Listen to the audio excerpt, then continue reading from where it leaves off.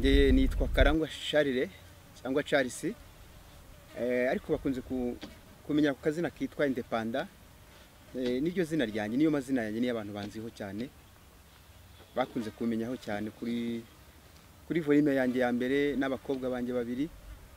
Volume yanjye ya mbere yitwa Birashoboka, ndetse wanakomeza yitwa Birashoboka ko amateka y'umuntu yahinduka. Niyo ndirimbo yanjye ya mbere dufite, yari igizwe n'indirimbo 10 ndi kumwe n'abana banjye bato batoya batangiranye ari bato cyane. Ubu tukaba dushima Imana kuko abana banjye bakuze, ndetse abana banjye barashatse, twarabashingiye n'abadamu, n'abana beza cyane, n'abadamu beza cyane kandi bubatse ingo zabo neza. Hanyuma tubwire rero urugendo rwawe rw'umuziki watangiye ute, ufata initiative yo gukorana n'abana bato bawe, ni igitekerezo cyanje gute? Abantu benshi bakunze kubimbaza no kugira amatsiko yo kubimenya. Ntangirana nabo bana ndabyibuka, naririmbaga ngenyine ndahano mu rusengero ahantu ku Kimironko, hano hafi hano mu Izindiro ku Kimironko, ndimo kuririmba, mbona kana gatoya, mbona karaje kamagaze iruhande kavuye mu biro byanjye naho ari mu rusengero, araza mbona mpagaze iruhande, atereka mfashe papa. Abantu baranatangira kwishima, ngiye shaka n'uburyo namwirukana, ariko abantu barambuze. Umwana akura gutyo kuko najyaga ndirimba cyangwa ndepeta indirimbo zanjye ndi muri salo, abana banyumva, shiduka gatoya abana baje, sinigeze mbatoza, ntabwo nigeze ntoza abana. Nuko twatangiye abana rero tuza gukorana umuziki gutyo, nanjye numva ari byiza kugira ngo ngende mbakikira. Umuziki ndacyawukora ariko gakeya cyane, ku buryo n'abantu benshi bishuti zanjye, abakunzi banjye benshi ntabwo bakimbona, mboneka hafi cyane, usibye ko wenda n'ubu ngubu ari iyi covid yatumye wenda tutabasha kugenda cyane, ariko na mbere yaho ntabwo nari nkiboneka. Kubera iki? Kubera isi ni gatebe gatoki, habaye ubuzima butari bwiza, ndasibangana, abantu baranyibagirwa, hanyuma nkajya gusa nanjye numva ko nta kindi kintu nakubasha gukora kubera ubuzima nari maze kugeramo. Muri iyi minsi ndimo kwitoza kugira ngo nsore igihangano cyiza ku byo inshuti zanjye n'abavandimwe banjye, abankunda hanze y'igihugu, abantu bo mu gihugu hagati, ndagira ngo nibura igihangano cyanjye kizagere ku bantu, bongere bumve Indepanda cyangwa bongere bumve Karangwa Charles nongeye kugaragara. Mfite volume ya mbere tukiri abana bakiri bato, iravuga ngo birashoboka ko amateka yawe yahinduka, birashoboka ko umubabaro wawe wavamo ibyishimo, birashoboka ko unaniwe waruhurwa ukibagirwa neza ibyakwagizaga, ariko bishobokera uwizeye akihanganira ibimugerageza, yabona bije bitungukiye mu rugo rwiwe, akakibwira ati sha kigeragezo wibeshye, hari uri muri nge. Niyo ngiyo twatangiriyeho, niyo volume yanjye natangiriyeho, niyo ngiyo twatangiriyeho. Ndashaka kubwira abantu ko cyane nk'abantu dusenga Imana, tuzi ko Imana ishobora byose, tuzi ko Imana yahindura amateka y'umuntu, tuzi ko Imana ishobora gusezeranya umuntu icyo yamubwiye, nubwo yatinda kugikora ariko iragikora, kuko Imana ntabwo ari injajwa, ntabwo Imana ibeshya. Mfite ubuhamya bwinshi ndashaka kubabwira ngo ubuhamya bw'ubuzima bwanjye ni ubuhamya bwafasha abantu, kandi nanjye bujya bunamfasha cyane ko ngiye nkunda no gusoma Bibiliya cyangwa se nkunda ijambo ry'Imana, ibyo ngibyo bijya bimfasha. Rero nigeze kugeramo muri za muri 2009, ndibuka ko clip yanjye ari bwa mbere nkikora iyo clip ya mbere, nibwo nashyize amashusho hanze cyangwa video. Nagize ubuzima bwiza,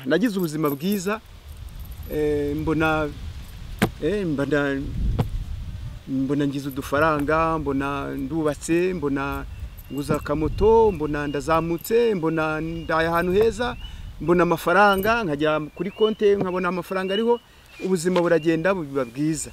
Ariko iyo muri iyi si ya none habonekamo n'amashyari, iyo ubuzima bwahindutse n'amashyari ntajya abura. Hanyuma hakaba barwanya, hakaba abaroga, bakabona n'ubuzima budasanzwe. Ariko ndashaka kubatangariza ko iyi Imana igukunda, cyane cyane igukunda, wahura n'ibibazo, wahura n'ingorane, wagira ute, iyi Imana igukunda cyane cyane ituma urama kugira ngo ahari ejo hazaza Imana izahindure n'amateka. Abantu babashe, sinzi umuririmbyi umwe yaravuze ngo Imana yagutabaye ngo abantu bahindura amagambo. Nagize ubwo buhamya rero umeze gutyo, ngira ibintu, mvira amazu, ngirane, ariko kugeza iyi saa tuvugana nta mazu mfite, ndakodesha. N'ubuhamya burebure, ahantu byanyuze n'ibirebire, ubu ndakodesha, nta kazi. Niyo mpamvu nagiye nzima. Kenshi kurya ni bahati, ni ibibazo rero nagiye ngira bitandukanye bimeze gutyo. Ariko ndashimira Imana muri iki gihe ukuntu bimeze, ntago bimeze neza, ariko mfite ibyiringiro nk'uko wabivuze mbere mbaza. Yobu niwe wavuze ngo haracyariho ibyiringiro ko niyo igiti cyatemwa cyakongera kigashibuka, kandi ngo kikagira amababi meza y'ibitontome kuruta aya mbere. Nanjye mfite ibyo byiringiro. Ubu ndi kumwe n'abana mu rugo, barumuna b'abakobwa cyangwa n'abakuru n'abasaza be babo. Hanyuma ndi kumwe n'umudamu, turacyari kumwe, ndacyari kumwe n'inshuti zanjye ziransura, nubwo izindi zagiye zimvaho. Ndacyari muri ubwo buzima bumeze gutyo, ndakodesha, nta nzu mfite, nari mfite amazu pe, ariko ibyo byose byaragiye. Ariko ndashimira Imana ko Imana ikiduhagazeho. Imana rero ishimwe, kuko nuko ubuzima buhagaze, ni isa niko bumeze. Ntabwo byoroshye kuko mu minsi yashize ubuzima bwaraje bubi, numva nahimba indirimbo igendanye n'ubuzima nari ndimo. Hari indirimbo nahimbye gatoya, ndavuga ngo hariho indwara muri isi zishoboka ziravurwa, hariho indwara ibabaza cyane nyirayo, ubukene y'uburwaye ntubujyana kwa muganga, nta rushinge nta kinini bagutera ngo ubukire. Ubukene y'uburwaye bukwima ijambo kandi urifite, bukagutera igisuzuguriro mu bahisi n'abagenzi. Waba uturanye n'abandi bo bicaye mu bisubizo, ukagira ngo ntiwaremwe, Imana yarakwibagiwe. Ukaburanya Imana ukayituka, ukagira ngo yarakwanze, ariko ntabwo yakwanze, nuko ari igihe cy'umuntu. N'ibindi bitero. Urumva iyo ndirimbo, kujya guhimba iyo ndirimbo, umuntu ubuzima bwe babusa nk'ubuhagaze, nuko nguko niyo magambo yayo, niyo magambo nyine yagiye numva nkomeza, nkumva. Kandi iyo umuntu aririmbye, Bibiliya nibivuga neza ngo iyo umuntu aririmba burya ngo abasenga kabiri. Niyo ndirimba mba numva ngenda niha morale, ariko nk'uko wavuze, ngiye mfite ibyiringiro by'uko igiti niyo cyatemwa cyakongera kigashibuka. Mu buzima busanzwe, abantu bafite ibintu batunze ni byiza, ni umugisha. Ni umugisha utandukanye, ntiwamenya uburyo umuntu yarabonye umugisha. Hari ababona umugisha bakoreye amafaranga, hari ababona umugisha mu buryo bahawe n'abantu, impano igaragara. Hari abantu babona umugisha mu buryo butandukanye. Ariko ndashaka kubabwira yuko abantu batunze bafite, hari indirimbo nigeze mpimba cyangwa se ndirimba iri kuri ya video yanjye ivuga, nayise amafaranga. Iravuga ngo gutunga abantu amafaranga, gutunga ibintu, kugendera mu ndege, kugendera mu modokari, kugira mu miryango, kugira amato. Ni kwivuga iyo ndirimbo, muzayibona cyangwa murayizi. Iravuga ngo ariko kudafite Imana nabyo ni igihombo. Abantu batunze bafite Yesu cyangwa bafite Imana, ni byiza, birutaho kuba byiza. ariko abantu batunze nanone ni byiza ndabishyigikiye, ariko ubuzima hari igihe bujya buza ni gatebe gatoki, hanyuma icyerekezo kikakujyana hasi, icyerekezo kindi kikakujyana hejuru, kuko Bibiliya iravuga ngo hari igihe cyo kubabara n'igihe cyo kutababara, hari igihe cyo gutunga rero n'igihe cyo kudatunga, nabyo ibyo birashoboka mu buzima.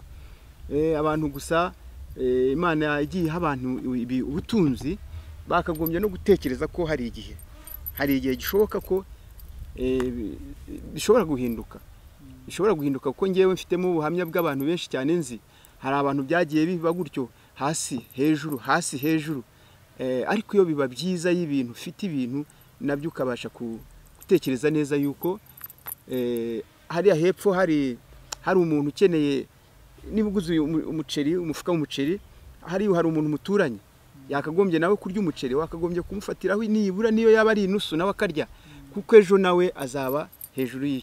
Kuko hagati yaho nkifite ibintu rwose, mfite ibintu, hari umupanga umwe nari mfite wanjye, ndakeka n'ubu yambona cyangwa akananyumva no kuri iki kiganiro, ariko nabwiye madamu nibizaba bishoboka ukareba neza ukamenya ko uyu muntu atacanye imbabura, ujye umuha ku muceri arye. Muri iyi minsi mu bihe bishize gato n'iyi saha tuvugana, hari igihe njya kubona nkabona arasunikira 2, nkabona arasunikira 5, ntacyo ambajije. Kubera iki? Niwe we yarazamutse, arazirikana igikorwa najyaga mukorera, nubwo atambwiraga ngo ashimire uwo mwanya cyangwa iki. Umugore wenda yarazaga akamubwira ati binabihawe na kwa kanaka, ariko ndashimira Imana ako kantu hari icyo nanjye arimo kumfasha, ubuzima ni gatebe gatoki. Muri make umuntu uwo ari we wese waba uri muri iyo kategori imeze ityo, ukirwana n'ubwo buzima cyangwa wahoze n'ibintu akaba cyangwa se utaranabyigeze ariko akaba akirwana n'ubuzima, icyo namubwira cyo, habaho ijambo ry'Imana niryo ritubwira, njye nkunda kuvuga cyane ijambo ry'Imana niryo ritubwira ngo kwizera ni ukumenya udashidikanya yuko icyo wabwiwe n'Umwami Imana kizasohora. Abantu benshi cyane bari muri ubwo buzima, ariko hari icyo Imana yabavuzeho, hari aho Imana yagiye babwira ngo nzabana nawe, hari aho Imana yababwiye ati ntacyo uzaba mwana wanjye. Ayo ni amasezerano Imana igenda iha abantu.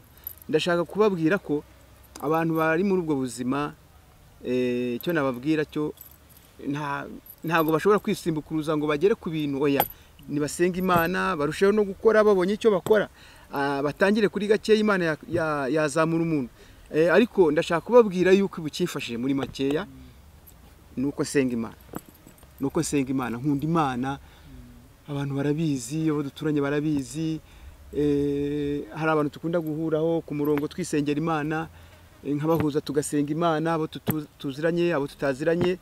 Ndakeka ibi byose barabyumva, bazanabibona, barabizi. Ariko ndashaka kubabwira yuko iyo udasenga Imana ugakubitwa ukagera mu buzima bumeze gutyo, utarebye neza no gusara wasara. Ndeka mbwira abantu banteze cyangwa bambona ndi kuvuga aya magambo, ni amagambo akomeye, ni amagambo nababwira akomeye, kuko abantu barara basenga Imana bakabona ko ubuzima byarutwa nuko batabaho. Imana babwira, Imana babwira irumva yo mu ijuru, kuko Imana, ijambo ry'Imana tubwira ngo Imana ni umwuka. Imana ni umwuka, kandi ikongera tubwira ngo n'abayisenga bayisengera mu mwuka no mu kuri. Iyo umuntu apfukamye asenga Imana, nge byambayeho cyane, mfite experience muri icyo bintu, ukabwira Imana utareba, ukabuzi ko Imana yumvishije. Ko ijambo ry'Imana tubwira ngo gusenga ngo nukuba uvugana n'Imana, ngo birazamuka bigakingura ijuru, Imana ikumva. Bariya abantu bapfukamye basenga ntago barimo gukora ubusa. Nzi yuko ushobora gutakira umuntu ntagire cyakumarira. Nagiye ngira abantu, umuntu akanyizeza ibitangaza, pe bifatika, nkumva ko ariko bwacya mu gitondo akabihindura. Abantu rero bapfukamye basenga, yisa tuvugana, ubuzima bwamaze gucanga, niko bavuga, gucangwa n'ubuzima. Hari Imana yo mu ijuru ushobora guhindura amateka. Ira volume ya mbere naririmbye ivuga ngo birashoboka ko amateka y'umuntu yahinduka. Nari ndi mu mwuka, ntabwo nari ndi hano hafi, nari ndi hano kuko nayihimbye iriya ndirimbo mfite ibintu. Nge nahimbye iriya ndirimbo cyangwa naririmbye iriya ndirimbo ivuga ngo birashoboka ko amateka y'umuntu yahinduka, nari mfite ibintu, ntabwo nari nzi ko hari igitero kimwe kivuga ngo birashoboka ko uremerewe n'ubukode wahabwa inzu yawe. Nari mfite inzu, nanjye mfite abapangaye, mfite amafaranga, ariko icyo gitero nagishyizeho sinari nzi ko ubuzima buzahinduka. Nari nubatse, ndagenda nsohora audio, numva igitero kiraje ngo wowe uremerewe n'ubukode ngo birashoboka ko wahabwa inzu yawe. Ariko ubu nshiduka gatoya, ndapanze nk'abandi ndakodesha, ndapanze ubuzima naho bunyerekeje. Ariko kimwe no kwizera, nzi neza yuko ijambo ry'Imana atubwira ngo hamwe nibibagerageza ngo Imana igiducira kanzu. Birashoboka ko nizera yuko nshobora kuzongera nkabona inzu, nkavana abana mu bukode, nkavana umudamu mu bukode. Niba hari ibintu biryana ni ibintu byitwa gukodesha. Shuti yanjye, reka nkubwire, ibintu byitwa gukodesha ni ibintu bivunanye cyane.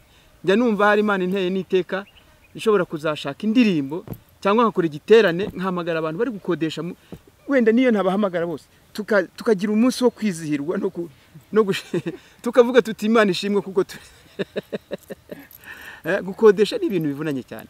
Cyakunu ukabona umuntu araje agusanze ati mpa amafaranga y'inzu, wabuze nayo kurya, ukasanga nyine nta gusinzira ntaki. Abakodesha nyine bajya bihangana, Imana burya nayo iradukunda. Nuko bihagaze. Murakoze cyane, umviye akantu nagiye ntekereza.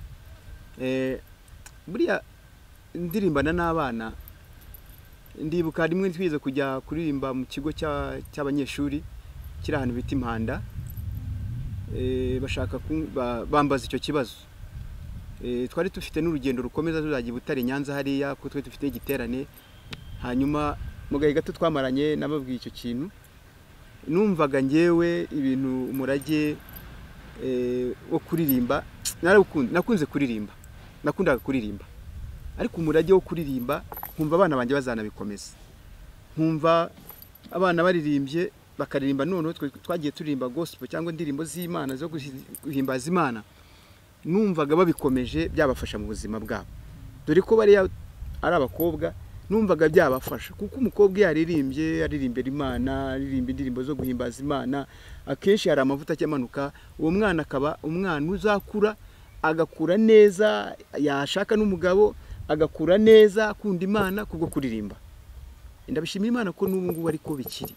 Abo bana banjye, abakobwa banjye bakunda kuririmba. Nuwo murage numvaga n'abasigira bakajya bamenya kuririmba, bakajya batekereza se papa wacu yajyaga twigisha kuririmba.